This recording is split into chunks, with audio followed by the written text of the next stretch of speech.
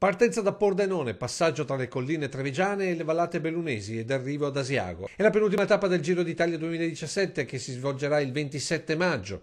Giro del centenario che si deciderà proprio nella tappa veneta, in particolare al muro di Cadelpoggio a San Pietro di Feletto.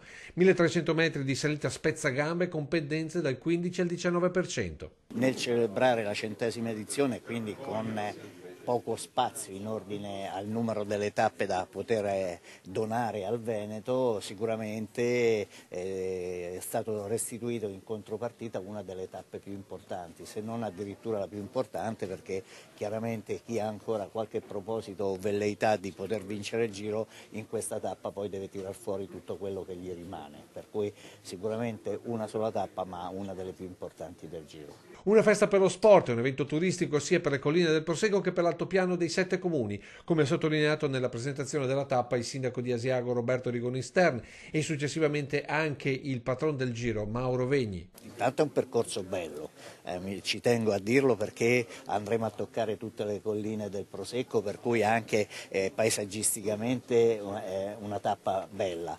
Poi sicuramente andremo a toccare anche nel finale un po' quello che è anche la storia della Grande Guerra, che comunque continueremo in qualche modo a ricordare fino al 2018, toccando appunto il Grappa e poi anche il finale sull'altopiano di Asiago. Avremo nell'ultima parte due salite importanti, una consecutiva all'altra, quindi senza nessun tipo di respiro, che può dare la possibilità a chi vuole attaccare da lontano di far saltare il banco, quindi anche molto tecnica.